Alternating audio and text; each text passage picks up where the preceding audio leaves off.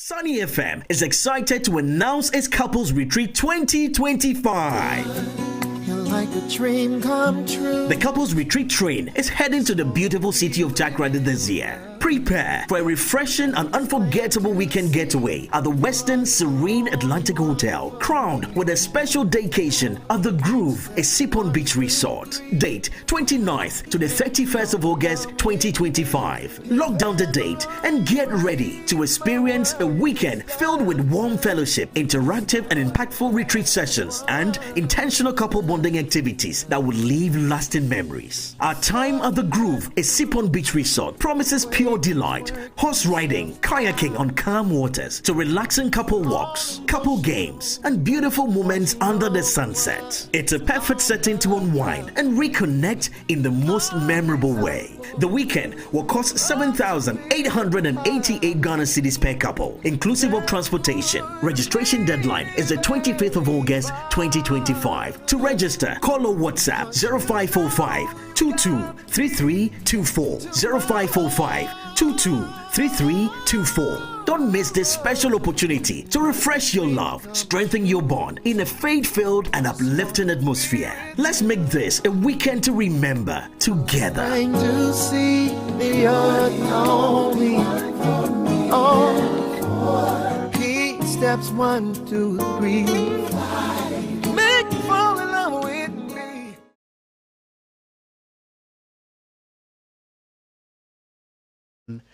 TV, but we're live on social media as well. Sunny 88.7 FM. Join us on Facebook. And I think I was telling Jenny about a story that I came across that I was literally at the center of when a gentleman who was about to marry had a bestie.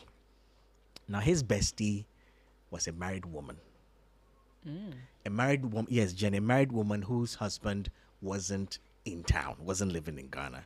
They were besties from uni. They were besties through their MBA program. And the lady who was about to... besties for life. Yeah, besties for life, literally.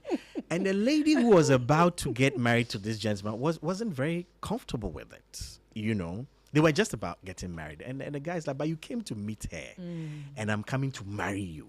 So if she was somebody I would have something to do, I wouldn't have... gotten close to you. Or that something would have happened by now. Yes.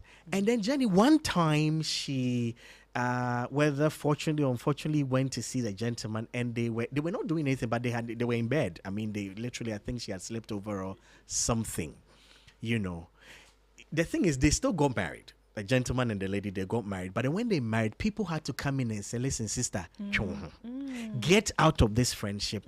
Let your bestie marry. Let him find a bestiness in his wife before she left the picture. I think maybe it's a broken friendship now, because she was only going to leave if the friendship was going to be no more. Wow. This gentleman was crying on her when he needed to. And the lady was around, within all those periods. They were not married. So I was telling myself, would I have married? If I was about to get married, I mean, she had to step out after a lot of persuasion and force. How does friendship look when it comes to marriage? We're live, I understand, Sunny 88.7 FM. We're live on TV as well right now, so you can catch us. Reverend, good morning again. Good to have you on. So, Reverend, I think you've heard the conversation we started this morning. We want to hear your thoughts on this, yes. And if there are some examples you can share and how it's been resolved and all that. Well, it's quite interesting. I mean, it's quite a gray area. It's quite a very slippery space to tread. My candid opinion is that in marriage, your spouse should be your closest friend. Yes. It's safe that way. Because if you don't tread in that space cautiously, you might not, like you said, you might not be intimate sexually with a person, but there's something called emotional flirting. So you can emotionally flirt with the person. And so, yes, you are married to this person, but your soul, your mind, your will, your intellect is connected to another person. And just a matter of time, you might surprise yourself eventually. Let me just look at the scripture here. So if you look at Genesis chapter 2, from verse 23. Bible talks about how Adam now got his wife. And it's quite interesting. I've not seen this till quite recently. Bible says, and Adam said, this is now bone of my bones and flesh of my flesh. She shall be called woman because she was taken out of man. Then verse 24 it says, therefore shall a man live. Let me just end there for now. So there's a word I want us to take note of. In the 23 it says, this is now bone of my bones. It's interesting to note that it appears Adam, before Eve showed up, was probably looking at all these other animals around. Sees the peacock and says, this is beautiful, but I can't connect. Yeah. I'm seeing the lion. It has a lot of hair, but there's still something missing somewhere. Yeah, we can play around, we can have fun, but we can't settle because there's something missing. So immediately he wakes up to see a woman. He says, now, this is bone of my bone. When you make the decision to say, now, this is the person I want to be with, then let's jump to 24. Leave. Once you can say, now, this is bone of my bone, flesh of my flesh, she came out of me, then we can jump to 24. When Adam is being instructed, now leave father and mother. So it's important that the moment you are settling with somebody, there has to be the departure from some people or some persons or some personalities, so you can cleave and cleave well. If not, you might have some serious issues along the line. So if you don't, you see, when you go on further, you realize that even in now getting to know that this is bone of my bone, there was the responsibility on Adam's side to build the relationship and build the friendship. It had to be deliberate. And that deliberate act was going to be by a lot of deliberate, consistent, constructive conversations. I repeat, consistent, constructive conversations. So you realize that in 24, Adam speaks about the woman, but does not speak to the woman. Says, this is flesh of my flesh, bone of my bones, she shall be called woman. Not you will be called woman. Then you jump to chapter 3, verse 1. The serpent comes and is speaking to the woman. Did God really say this? And so Adam did not take time to build the friendship with Eve. Was speaking about her, but not speaking to her. And the serpent comes and is speaking to her. And by that conversation, is able to win her to do what she should never have done. And so if you don't deliberately build friendship with your partner, another person will come in that space and you'll be disappointed eventually. Wow. And Reverend, I want to find out, we're talking about couples being deliberate and being intentional about nurturing that friendship. I mean, it's interesting to hear you talk about how Adam talked about his wife, but then there was the devil, or was the enemy, who would talk to his wife. Exactly. So there's the being around the person, there's being involved with the person. But how can couples nurture? You're talking about being deliberate. How can we nurture friendship in marriage? Thank you. So conversations are built around what we like and what we don't like. So you must find what you like about each other and nurture it. So when you now enter into the marital space, even before then, whilst you courting, what do you like about the person? It's not enough to love the person, because sometimes love can be vague. Sometimes love can be very subjective. Sometimes love can be abstract. You can't really, you ask somebody, why do you love this person? And it's quite difficult to explain why you love the person. But you can always tell why you like someone. I like the way she talks. I like the way she does this. So love becomes the content necessary for the marriage. Likeness becomes the container for the content. So find those things that you can like about the person. I like this about the person. And when you get to know it, the truth of the matter is that you would always find that thing in other people. But you must sometimes even better exactly than what you're seeing in your spouse. So when you settle with this person and you are content with the content you find, be committed to ensuring that you build on the content. Yes, it has to be deliberate. Marriage is work. And so I like the way she talks. Let's have more conversations. I like the way you dress. How can I help you to dress better? And all of that. When you find the things you like, focus on it and build it. And I think that is quite healthy and necessary for the marital growth. Rev and Jenny, COVID did hit us some time ago, and we all saw a big, issue among, I'm sure, millions of couples who were married and probably practicing marriage by way of, like, okay, we go to work, we come. The children were probably the focus, work were the focus, until we had to come and live in one space. The government says don't go anywhere.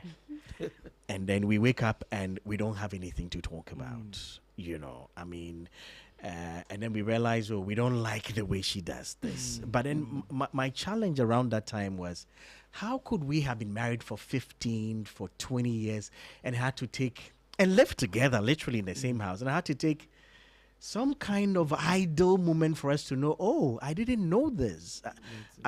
What are some of what can cause a couple to be together and married? Because recently we had somebody come in here who said, I've been married for 40 years and I'm just realizing that I haven't enjoyed it. Wow. But then we seem like a lovely couple for 40 years. But because of this series you guys have been doing, I'm thinking a good number of these years have been pretty much, we're just we've been keeping up appearances. What will let a couple get to that point? So, you see, time is a gift that is most essential in any two persons.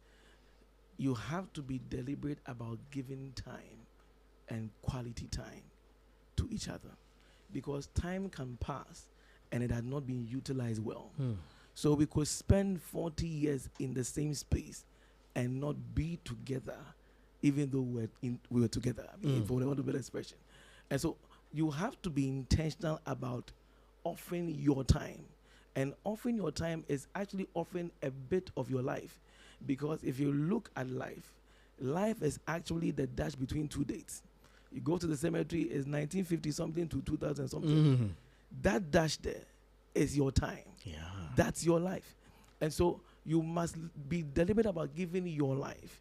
Your space has to be occupied by the person you have deliberately decided to be with. And let me say this. So 4 things I should say. When you decide to be with somebody, be ready to accept the person as the person is. Acceptance is very, very fundamental and important. If I decide to be with you, I must accept you the way you are. Adam wakes up and says, this is flesh of my flesh, this bone of my bone, I've accepted. Acceptance is key. Before I got married to my wife, I said, this is me. If I never improve, accept me. If you never improve, I must accept you. You cannot change the leopard's skin. And so don't enter marriage thinking you're going to change the person. Accept. When you've accepted, adjust. Adjust. Because many people, yes, I'm going to be with you, but I'm not ready to.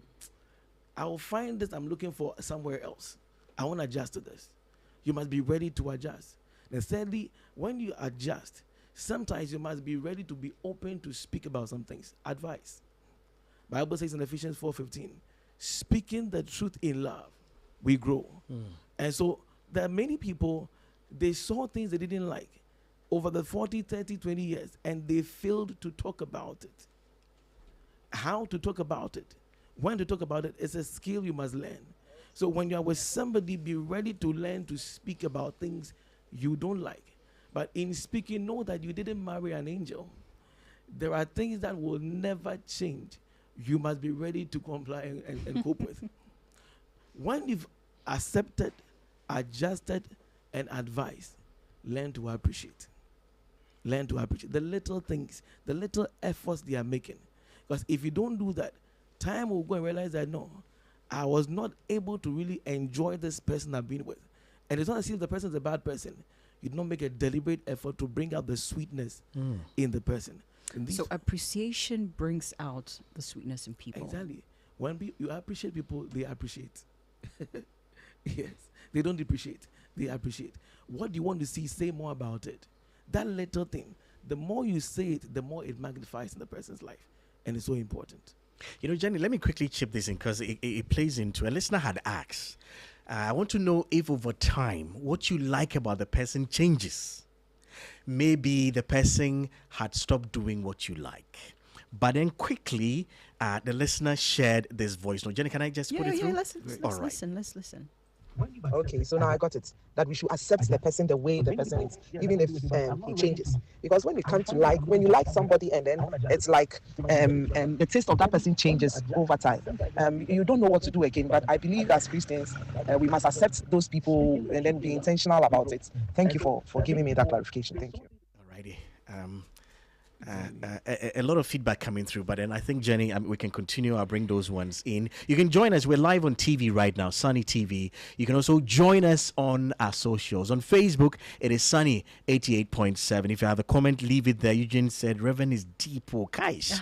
You know, you can also share your messages with us on our WhatsApp as well, 0540 130684. We're talking about friendship in marriage. So, Reverend, I want to find out, are there some things that can test the friendship? Are there some factors that can test the friendship in a marriage? They're newly married, you know, they're doing well. They're hooked together. They get each other, they connect. What are some factors that could arise along the way that can test that beautiful bond, that beautiful friendship that a couple share? Exactly. So there are a number of factors. I'll just mention a few. One of which I think is very important is unnecessary confidentiality. So break that down. Yes, unnecessary confidentiality. You know, the beauty about marriage is that, and friendship, I should say, is openness. Bible says in the 25 of chapter 2, Genesis, and they were both naked.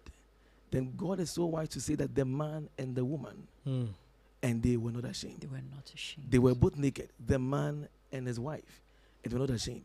It's important to be open. Marriage allows you for vulnerability. And in that vulnerable space, there must be kindness and trust. When I'm vulnerable to you, I should be able to trust that you will be kind when you see my nakedness. And I can trust that you won't sell me out there. And so, unnecessary confidentiality, there are some things you will not be able to share. For instance, if I work in a certain space and some information comes through my phone, I will have to guard my phone because I've signed confidentiality clause in my office. I can't just tell you about everything happening in the office simply because you're my spouse. However, I should not hide things that would hamper and affect our journey going on. And so there should be that openness. There should be that frankness. That openness is necessary. Both naked and not ashamed. I've heard a couple say the man can keep stuff to himself, but the woman, what are you hiding? Both of you should be very open. What do I say? Unnecessary confidentiality. Number 2, unhealthy competition. Unhealthy competition can affect the friendship in marriage. There are some men, they cannot celebrate the success of their spouse. Why should the wife be earning more than I'm doing? They can't celebrate their wife's success. It's an ego some men have and has to be dealt with. You have to work on it. So unhealthy competition can be a danger to the friendship in marriage. Thirdly, on inappropriate comparison. Yes. Don't you see your other male friends do this? What are you doing? What sort of a man are you? That inappropriate comparison can affect the friendship in marriage, because friendship means you have accepted me the way I am and are ready to be able to stand with me and help me to get better. So if you start beginning to compare me other people, your mates are buying this car, see what you are driving. Can't you do your hair in any other better way? It can be very dangerous, and it can affect the fresh marriage. And finally, I'll say unhealthy communications. Yes. Some words you use, you will say sorry, but the effect can never be changed. You have to be careful what you say to your partner. You have to be, you don't say that for me, when I'm angry, I say anything. When I'm done, I'm done. I mean, I didn't really mean it. You really meant it. Out of the abundance of the heart, the mouth speaks. So be very careful what you are saying to your partner. And you have to be intentional with certain deliberate acts to be able to help you to speak well. For instance, in my home, I've been married 11 years. I have 11 years with my wife. One of the things we advise ourselves to do from the very start is that you don't call me by my first name. No. No matter how angry or how happy you are, call me by a certain pet's name. So we call ourselves Honey. Even when you're angry. Yes. If you call me by That another will name, look I won't some even way. accept it. And this is an agreement you had before marriage or Exactly. right after marriage? Before marriage. Okay. And so it's difficult to say, honey, you were a fool. Indeed. It's very difficult. We had to be deliberate about that to help us to communicate well. And I think that it's helped us. It's helped us really much. The first point, about the confidentiality. Great. So that's probably on your work phone. Exactly. And about this, so probably if you're having to sign, that means the company has given you a work phone, Exactly. but you also have your personal phone. How That's do right. couples deal with that part? You see, marriage does not take someone out of their space. Yes. Allow people their space. Don't choke them. And so allow them their space. Some people might want to put a password on their phone. That's fine. But there should be such communication said that if you are hiding anything, your conscience should deal with you. I would not advise, seriously, I won't even advise partners to hide their passwords from each other. In the event of an emergency and someone has to access your phone, you will have a problem then. If you trust each other that much, the journey of marriage is to ensure that we become one flesh.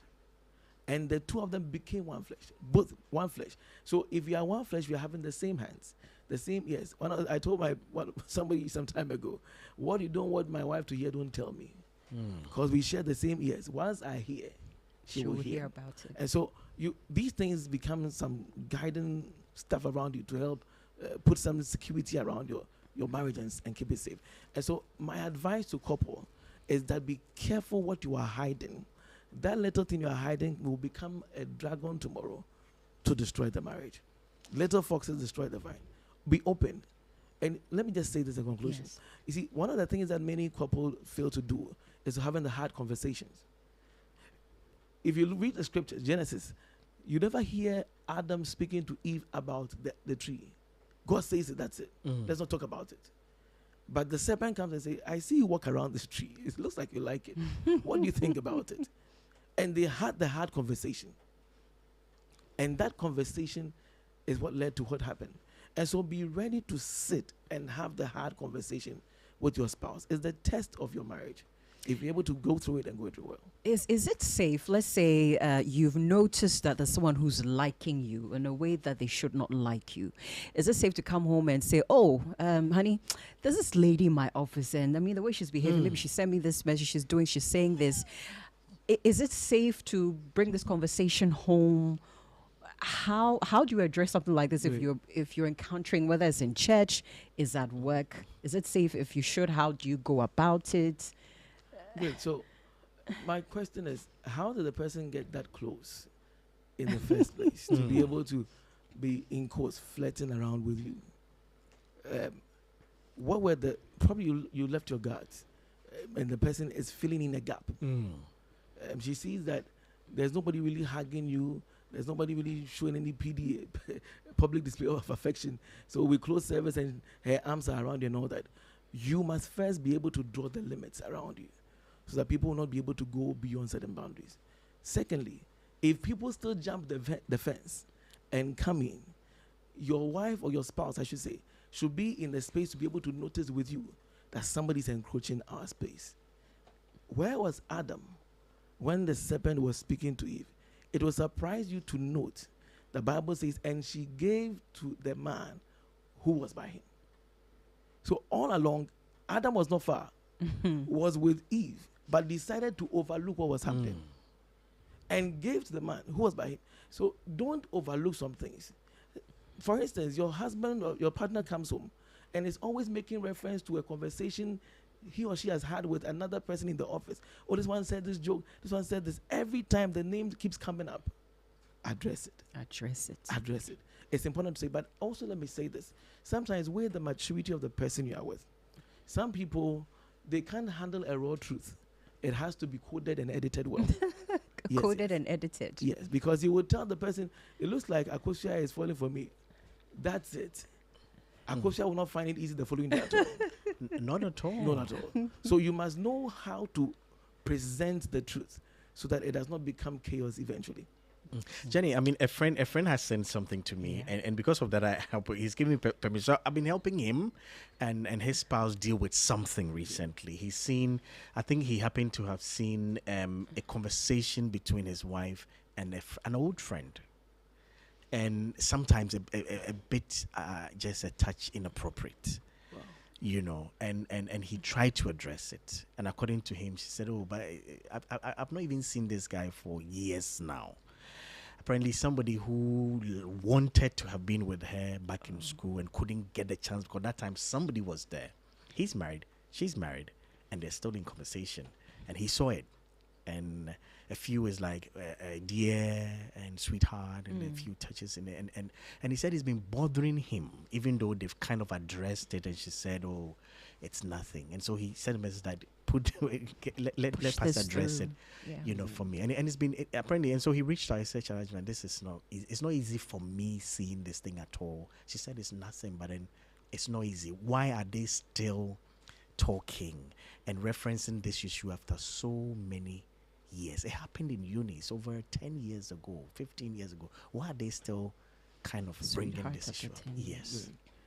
I mean, some of these things can be very, very problematic. And when trust is broken in marriage, restoring it can be a difficulty.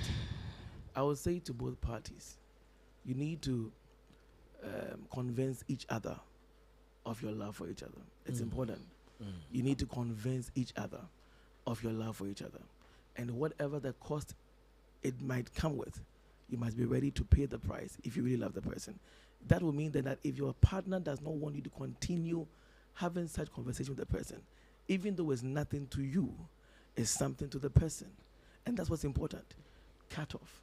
And let the person know that for your sake, I've cut off. Bible says if your hand is disturbing you, cut it off. You have nothing to lose. When it becomes a difficulty to cut off a third party who is affecting your partner, then you have a problem. There is a problem. Yes. So I would advise that they need to reaffirm their love for each other, and not just by words, but by actions. So I think maybe I'll just connect to what Adjei shared. So this is a friendship this one has had with another man. It's over 10 years. So as it happens that you meet this person, 5 years you were in school together, and the friendship builds up again. What are some of the boundaries that couples can set so that it remains a very gentle, calm, safe friendship? Great. It doesn't encroach into me and my spouse's space. Great. I think we need to share mutual friendship. We need to Share mutual friends. Okay. Yes. Your friend should be able to be my friend. Yes. I mean, it might not be so deep, but I should be able to be comfortable around the person. And that's so important. So if we meet, I should be able to introduce my partner to you. This is my partner. If anything will continue, if the friendship will continue, this is my new status. I'm not a single person. I'm not alone. This is the life I'm living with this person. And so you should be able to accommodate whoever it is in my life right now. If your third party friend is having a difficulty, then we can't continue that friendship. It's very important that you let the world know who you are living your life with. Yes. You let the world know. Some people they hide their spouses just too much. Sometimes for certain reasons, certain security reasons that they may say, I don't want anyone to see. But there are a certain circle of people around you that must know that this is the person, especially when you begin to suspect, like you said, we've had something to do in the past and all that. You're coming back into my space. Get to know that these are the boundaries around me. Yes, my defense is my partner. And if you can't accept to go through that person, we can't continue like that. There should be nothing too big to sacrifice for the person you love. Yes, there should be nothing too big. On our Facebook, Emilia Theodore said, this issue, Trisha, interesting revelation. And Jenny, there's something Mami has. I don't know if you have your WhatsApp on you and you would want to look at it because it's playing into just what Reverend said right now. Okay, so Mama says, I did, it's a long one. All right. Can I share this that I learned from my husband? okay, let me take from the top. A pastor I know used to say, you're together, but you're not among. But that kind of helps me understand what he means by you're together, but not together. Can I share this that I learned from my husband about when someone else that is not your spouse is getting interested in you?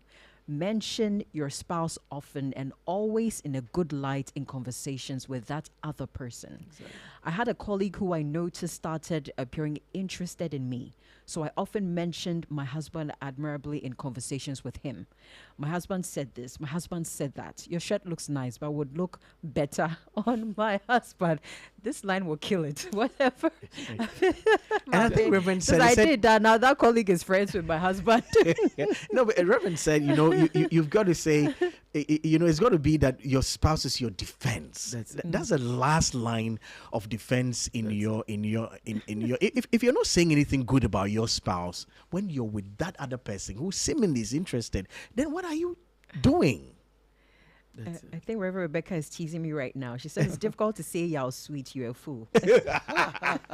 Says yes, if you're hiding anything, your mind should speak to you. I just want to ask a very important question. She says, wish you clarify what friendship is. I think we've been using the word. Well, how would you describe or define friendship? Great. So friendship is a bond that exists between two people who share experiences. They have common likes.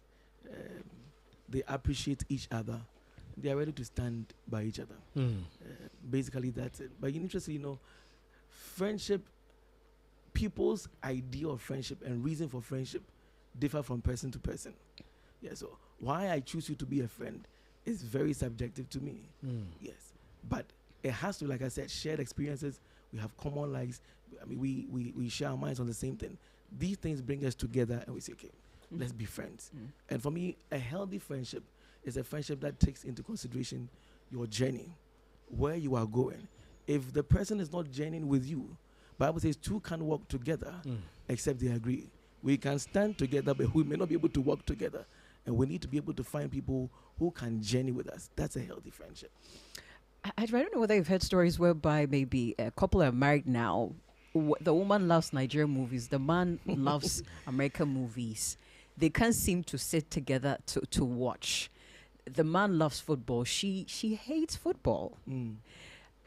Is there any way these two can work together so they can enjoy this thing the other person's loving as much as they don't like it? Does it sort of aid in this bond, in the friendship, and the communication, and in the whole marriage? It's so important. So you see, like I said, Bible says Amos 3:3, two can walk except they agree.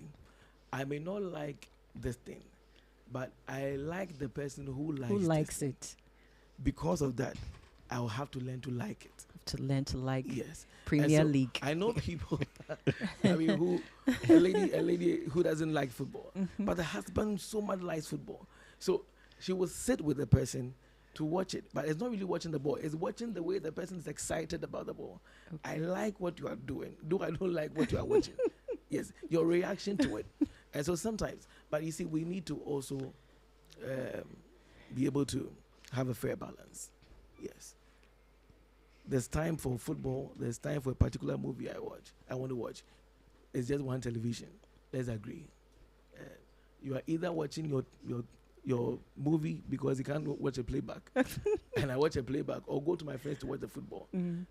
Sometimes we can disagree to agree, or we agree to disagree. I should say rather, we can agree to disagree. That okay, for peace to prevail, do this, do that, so that we can satisfy each other's desire.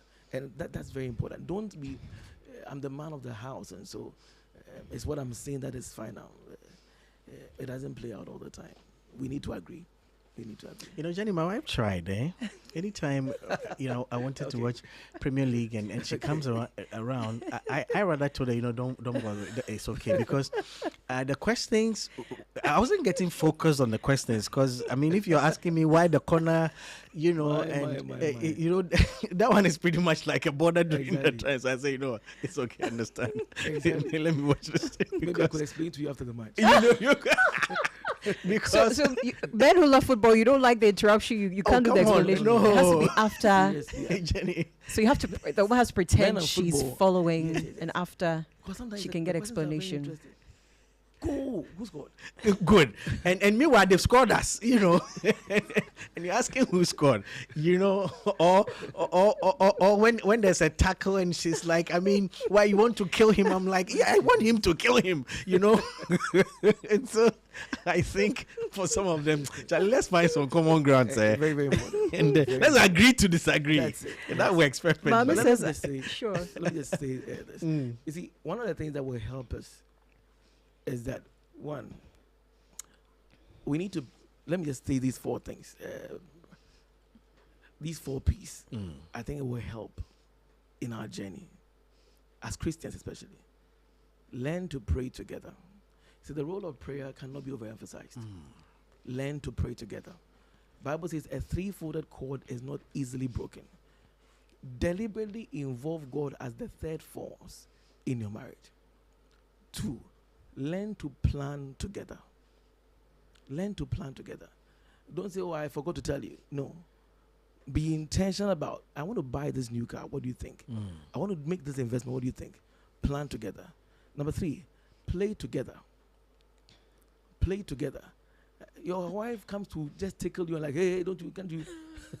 See, I'm Yeah, you're serious, kakra. You're serious, kakra. Yes, learn to play together. Ease yourself a bit. I mean, let be some comfort space around you that she can fit in easily. I mean, vice versa.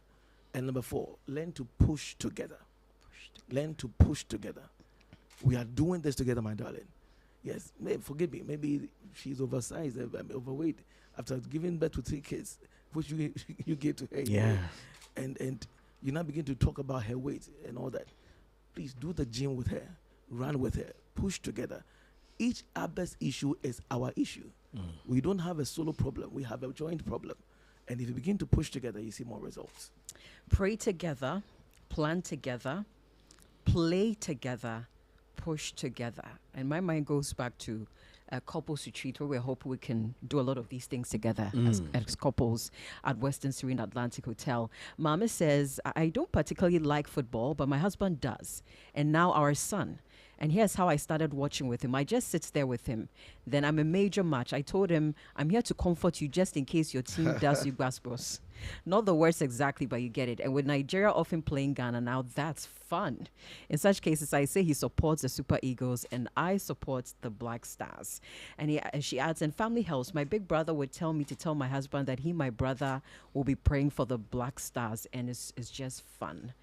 That's a message from Mami. The thing is, Mami is Nigerian. She is Nigerian. Her husband is Ghanaian. Her husband is Ghanaian, so that's an interesting case there. I want to see that play out. And I think Reverend Rebecca said here, I mean, about the football, I mean, she just wants you to talk. I mean, so, I mean, maybe a commentary on the side if you can do that, Right here, Sunny, 88.7, 15 minutes, Yawa Hansen Kwao is coming on with Empowered Living, the extended version for this Thursday. So, Reverend, finally, what would you like to share with our listeners today? And if you can pray for all couples out there tuned in this morning, watching us this morning, even those contemplating taking the step into the journey of marriage. Yeah.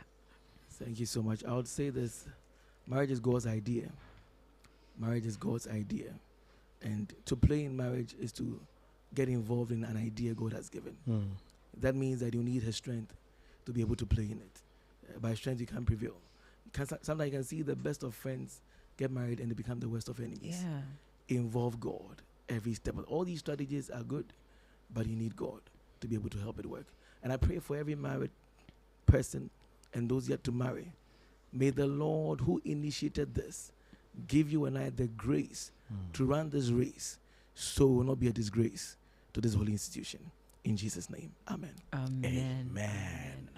Thank you so much, Reverend, for coming through. We look forward to having you back. Thank you. On the IM Thank Drive. you so And if you're much. listening to us, you're thinking, yes, it's been a long time since I played with my spouse. It's been a long time since we took time out just for ourselves to delve into our friendship as a couple, what started our love.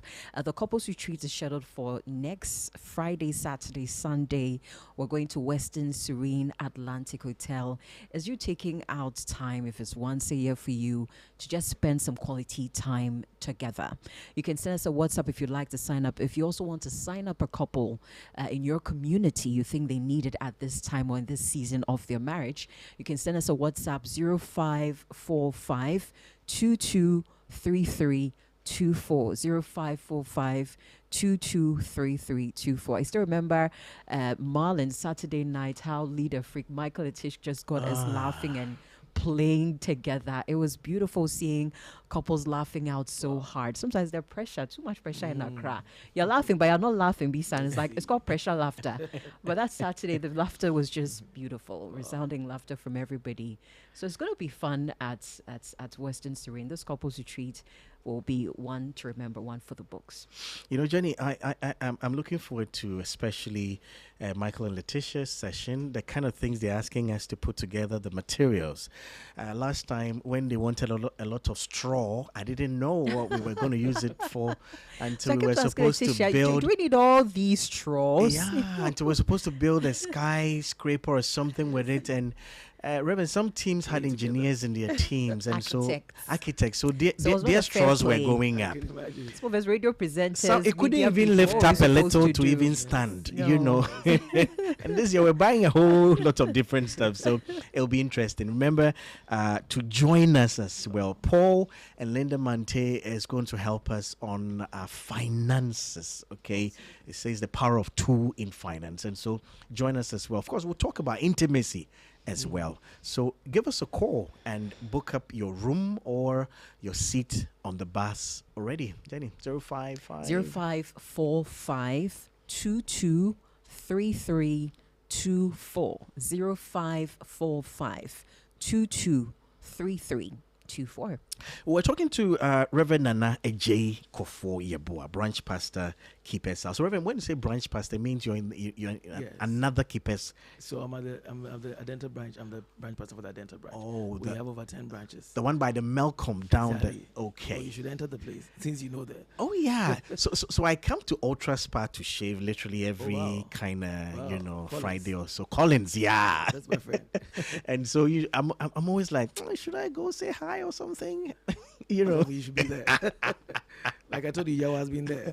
Oh yes, Douglas. Douglas. You know, our event coordinator here. He's been there. Jenny, we have to go and visit. Definitely. Keepers has always been one of those places. I'm like, I need to pass through one of these days. In fact, our 10th anniversary was on the 16th. We are 10 years. And we are having our annual conference from the 1st to the 7th of September. Off. You can't miss it. The billboards are all over. You can't miss it. Wow. I mean, we are loving their music as well. Exactly. Keepers music. Yeah. They have Right here. Sunny, 19 minutes after 9. So literally we've got about 9 minutes to spend before Yawa comes. Enjoy this. Sunny FM is excited to announce its Couples Retreat 2025. Like a dream come true. The Couples Retreat train is heading to the beautiful city of Takoradi this year. Prepare for a refreshing and unforgettable weekend getaway at the Western Serene Atlantic Hotel, crowned with a special vacation at the Groove, a Sipon Beach resort. Date 29th to the 31st of August 2025. Lock down the date and get ready to experience a weekend filled with warm fellowship, interactive and impactful retreat sessions, and intentional couple bonding activities that will leave lasting memories. Our time at the Groove, a Sipon Beach resort, promises pure delight, horse riding, kayaking on calm waters, to relaxing couple walks, couple games, and beautiful moments under the sunset. It's a perfect setting to unwind and reconnect in the most memorable